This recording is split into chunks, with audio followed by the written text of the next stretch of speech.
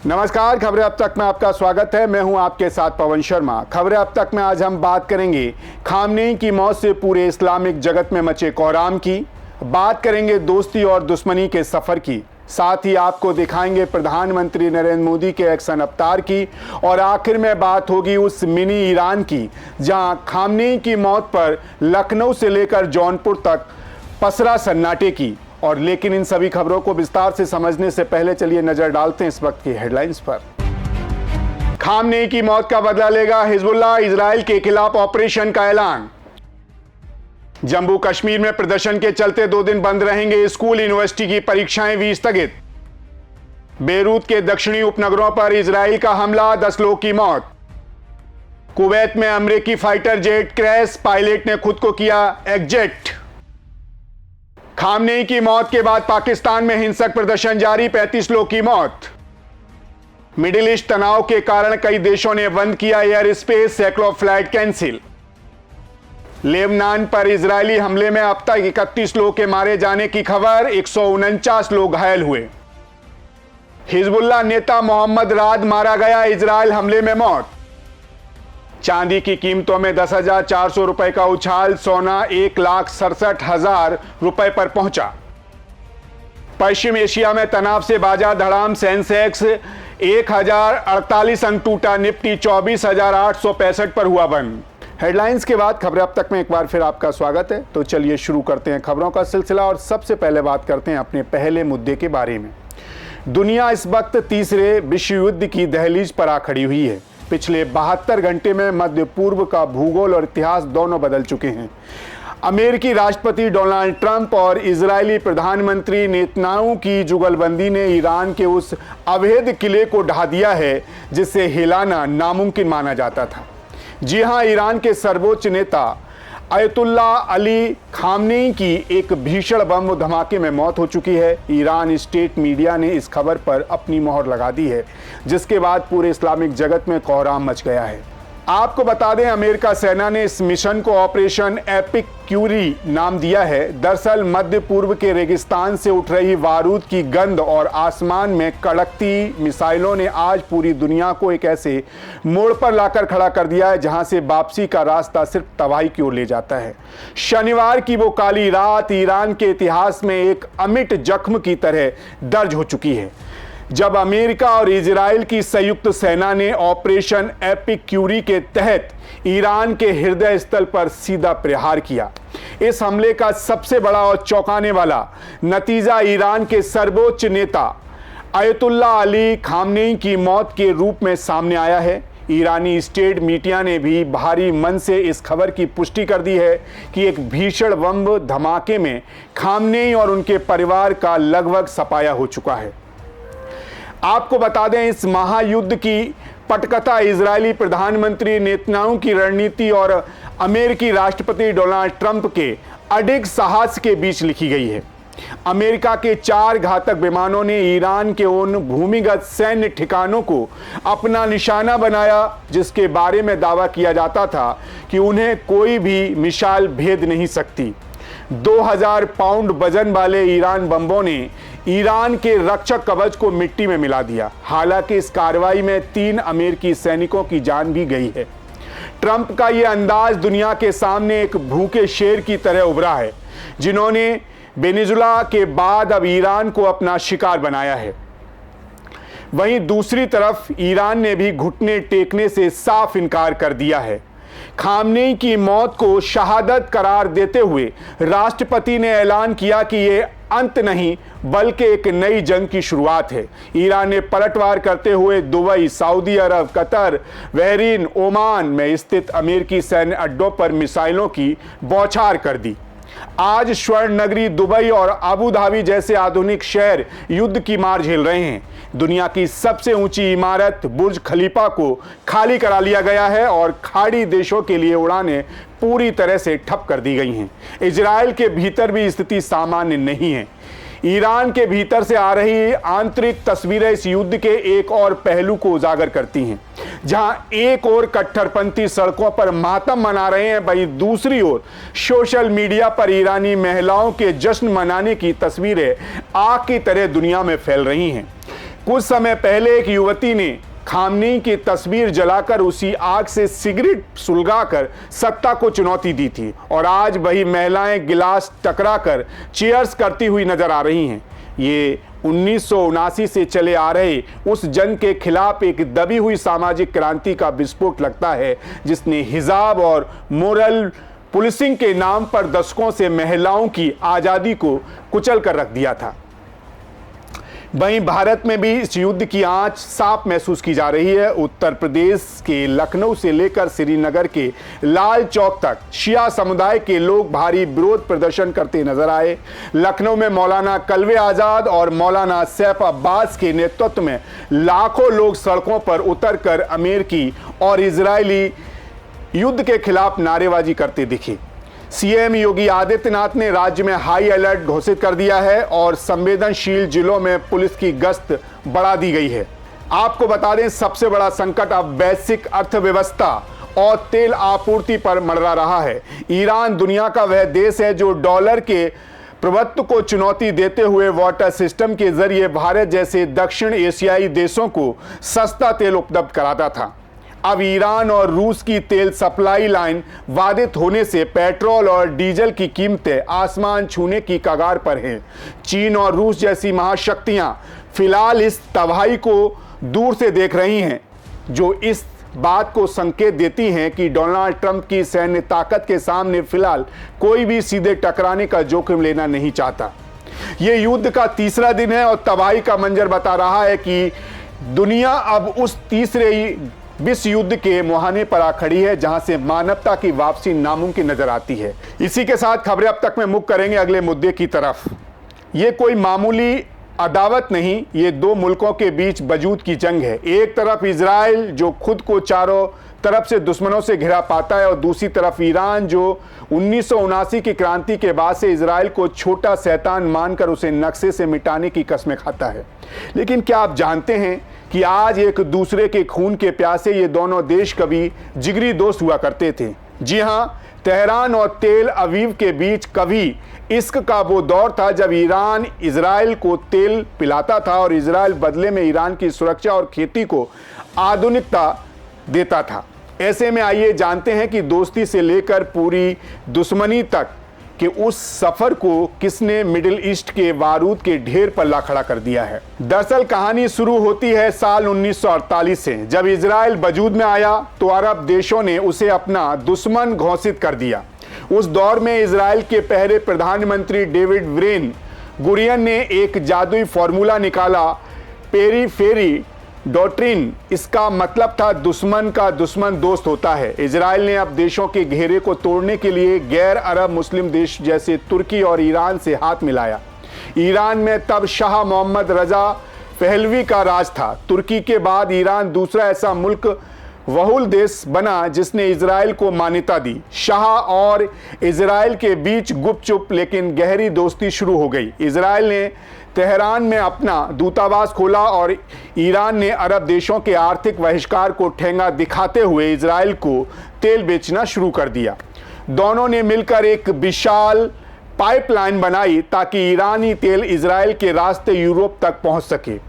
ये वो दौर था जब मोशान और ईरान की खुफिया एजेंसी सावाक कंधे से कंधा मिलाकर काम करती थी। वहीं रिश्तों में कड़वाहट की पहली झलक 1951 में मोहम्मद के दौरे में दिखी, लेकिन 1979 की इस्लामिक क्रांति ने सब कुछ राख कर दिया। शाह को देश छोड़ना पड़ा और आयतुल्लाह रूहुल्लाह खुमैनी की सत्ता में वापसी हुई। खुमैनी ने इजराइल को फिलिस्तीन की जमीन पर कब्जा करने वाला मुजरिम घोषित कर दिया। अचानक इजराइल के लिए ईरान का नाम छोटा शैतान पड़ गया और अमेरिका बन गया बड़ा शैतान। तेहरान में जिस बिल्डिंग में इजरायली एम्बेसी थी उसे रातों रात फिलिस्तीनी दूतावास बना दिया गया। खुमैनी ने दुनिया भर के मुसलमानों को एकजुट करने के लिए कुदस डे की शुरुआत की, जिसने इस लड़ाई को सीधे तौर पर धार्मिक रंग दे दिया। पिछले 4 दशकों से दोनों देश सीधे टकराने के बजाय शैडो वार यानी कि लुक्का छुपी की जंग लड़ रहे थे। ईरान ने इजराइल की घेराबंदी करने के लिए अपने प्यादे तैयार किए। इसमें लेबनान का हिजबुल्लाह, गाजा का हमास, यमन के हूती, सीरिया के लड़ाके शामिल हैं। इतना ही नहीं, इजराइल पर आरोप लगे कि उसने तेहरान की सड़कों पर ईरान के टॉप परमाणु वैज्ञानिकों को निशाना बनाया। दशकों तक पर्दे के पीछे लड़ने के बाद अप्रैल 2024 में पहली बार दोनों देश सीधे टकराए। जब इजराइल ने ईरानी दूतावास के पास हमला किया तो ईरान ने इजराइल पर सैकड़ों ड्रोन और मिसाइलें दाग दी। इसके बाद जून 2025 में इजराइल ने ईरान के भीतर घुसकर उसके परमाणु और सैन्य ठिकानों को तहस-नहस कर दिया। प्रधानमंत्री नेतन्याहू ने इसे ईरान के परमाणु दूत को दफनाने की कोशिश बताया। वहीं अमेरिका में डोनाल्ड ट्रंप की वापसी ने आग में घी डालने का काम किया। ट्रंप के सख्त तेवर और इजराइल को बिना शर्त समर्थन ने ईरान को बैकफुट पर धकेल दिया।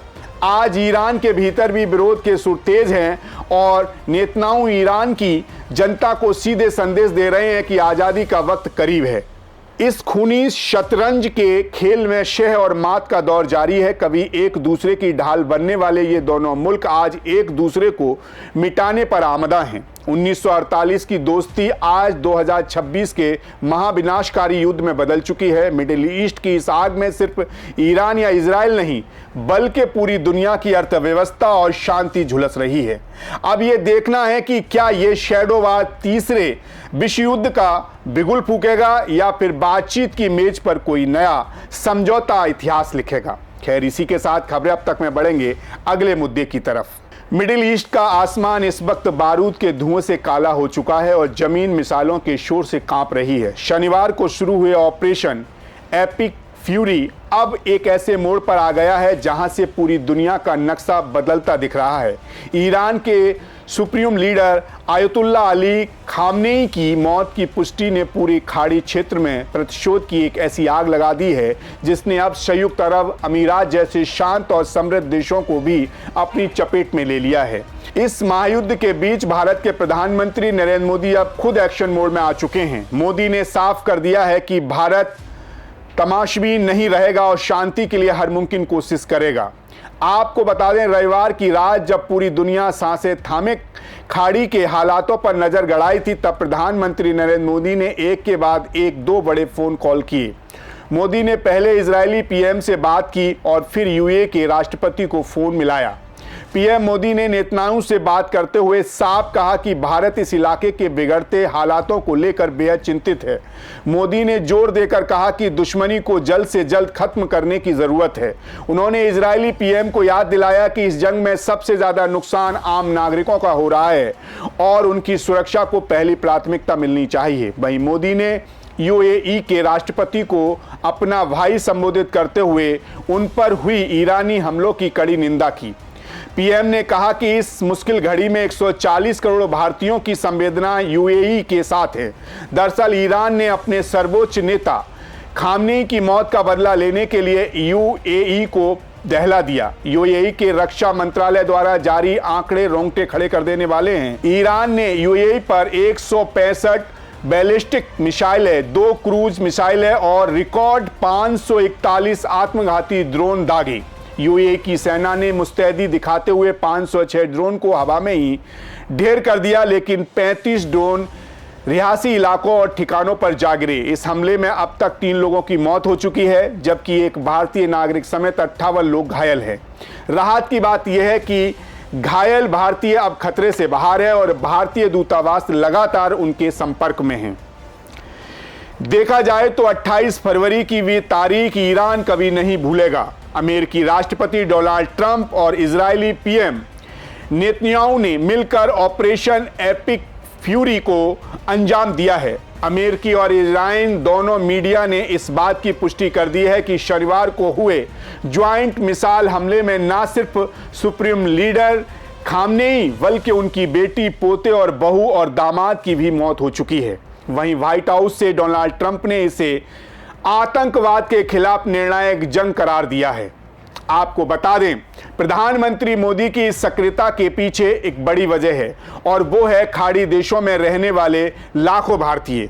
यूएई और इजराइल दोनों देशों में बड़ी संख्या में भारतीय काम करते हैं। पीएम मोदी ने यूएई के राष्ट्रपति का विशेष रूप से धन्यवाद किया कि उन्होंने इस युद्ध के माहौल में भी भारतीय समुदाय की सुरक्षा सुनिश्चित की है। भारत के लिए मिडिल ईस्ट सिर्फ एक रणनीतिक साझेदारी नहीं बल्कि ऊर्जा का सबसे बड़ा स्रोत भी है। अगर ये जंग नहीं रुकी तो पूरी दुनिया में तेल और गैस का अकाल पड़ सकता है। आज मिडिल ईस्ट एक ऐसे चौराहे पर खड़ा है जहां एक तरफ अमेरिका इजराइल की सैन्य ताकत है और दूसरी तरफ ईरान का प्रतिशोध। पीएम मोदी ने वैश्विक नेता के तौर पर बीच का रास्ता निकालने की पूरी कोशिश की है, लेकिन जिस तरह से 500 से ज्यादा ड्रोन एक साथ यूएई पर दागे गए उससे साफ है कि ईरान अब रुकने वाला नहीं। ऐसे में सवाल है कि क्या ये फोन कॉल वाकई मिसाइलों का शोर थमा पाएंगी या फिर डोनाल्ड ट्रंप का ये ऑपरेशन दुनिया को उस विनाशकारी युद्ध में धकेल देगा जिसका खामियाजा हर देश को भुगतना पड़ेगा। फिलहाल भारत अपनी नजरें और नीतियां दोनों पर पैनी नजर बनाए हुए है और जाते जाते हम आपको आज के एक और मुद्दे से रूबरू कराते हैं। खामनेई की मौत ने उत्तर प्रदेश की गलियों से लेकर तेहरान के तख्त तक को हिलाकर रख दिया है, जिसे हम लखनऊ कहते हैं। आज वह मिनी ईरान बन चुका है। कलेजा चीर देने वाले मातम की सदाएं और अमेरिकी इजराइल मुर्दाबाद के गूंजते नारे, ये मंजर है उस गुस्से का जो ईरान सुप्रीम लीडर खामनेई की मौत के बाद भड़का है। दिल्ली से लेकर कश्मीर तक हलचल है, लेकिन उत्तर प्रदेश तो जैसे गम की चादर ओढ़े सिसक रहा है। आखिर क्या रिश्ता है लखनऊ का ईरान से? क्यों खामनेई की मौत पर उत्तर प्रदेश का दिल धड़कना बंद हो गया? आपको बता दें, खामनेई की मौत की खबर आई तो उत्तर प्रदेश के शिया बाहुल इलाके में मानो वक्त ठहर गया। लखनऊ, जिसे शिराजे हिंद कहा जाता है, वहां का नजारा किसी युद्धग्रस्त क्षेत्र जैसा गमगीन हो गया। शिया धर्मगुरु मौलाना कल्वे आजाद ने 3 दिनों के आधिकारिक शोक का ऐलान किया है। आलम यह है कि पुराने लखनऊ की दुकानों के शटर गिर चुके हैं, रेहड़ी पटरी वाले घर लौट गए हैं, व्यापारियों ने खुद अपनी मर्जी से कारोबार ठप कर दिया है। सैलानियों के लिए मशहूर छोटा और बड़ा इमामबाड़ा 3 मार्च तक के लिए बंद कर दिया गया है। वहां सिर्फ शोक सभाएं हो रही हैं और मोमबत्तियों की रोशनी में खामनेई को याद किया जा रहा है। लखनऊ की गलियों में पुरुष और महिलाएं काले कपड़े पहनकर अपनी आस्था के आध्यात्मिक गुरु को विदाई दे रही हैं। ऐसे में सवाल उठता है कि तेहरान में हुई मौत का इतना जबरदस्त असर उत्तर प्रदेश में ही क्यों? तो आपको बता दें, इसका जवाब इतिहास की परतों में छिपा है। लखनऊ के पहले नवाब बुरहान उल मुल्क शहादत खान ईरान के निशाहपुर से ही भारत आए थे। खामनेई सिर्फ एक नेता नहीं थे, वे दुनिया भर के शिया समुदाय के लिए धार्मिक मार्गदर्शक थे। उत्तर प्रदेश में करीब 1 करोड़ से ज़्यादा शिया आबादी है जो उन्हें अपना आध्यात्मिक पिता मानती है। ईरान के साथ लखनऊ का रिश्ता सिर्फ व्यापारिक नहीं था बल्कि रूहानी गाइडेंस का है। इसीलिए विरोध की चिंगारी सबसे तेज यही भड़की है। वहीं लखनऊ के अलावा जौनपुर, मुजफ्फरनगर, सहारनपुर, अमरोहा, बरेली, वाराणसी में शिया समुदाय सड़कों पर उतर आया है। अमेरिका और इजराइल के पुतले फूके जा रहे हैं और इसे कायराना और अनैतिक हत्या करार दिया जा रहा है। वहीं हालात की गंभीरता को देखते हुए मुख्यमंत्री योगी आदित्यनाथ ने खुद कमान संभाली है। डीजीपी मुख्यालय से सभी संवेदनशील जिलों को हाई अलर्ट पर रखा गया है।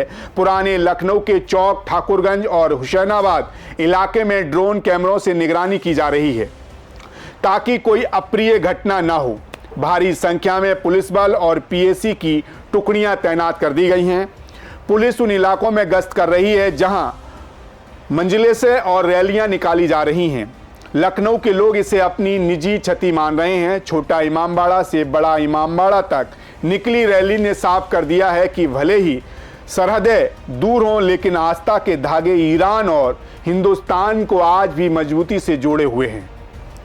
तो आज खबरें अब तक में हमने देखा कि कैसे एक धमाके ने न सिर्फ ईरान का नेतृत्व खत्म किया बल्कि पूरी दुनिया की अर्थव्यवस्था और शांति को भी खतरे में डाल दिया है। खामनेई की मौत ने जहां एक तरफ ईरान के भीतर दबी हुई सामाजिक क्रांति को हवा दी है, वहीं दूसरी तरफ भारत के लखनऊ जैसे शहरों में आस्था और रूहानी रिश्तों की एक अलग ही तस्वीर पेश की गई है। फिलहाल खबरें अब तक में आज के लिए बस इतना ही। कल फिर आपसे मुलाकात होगी, तब तक आप बने रहिए सी न्यूज़ भारत के साथ। हर खबर आपके साथ, आपके हाथ।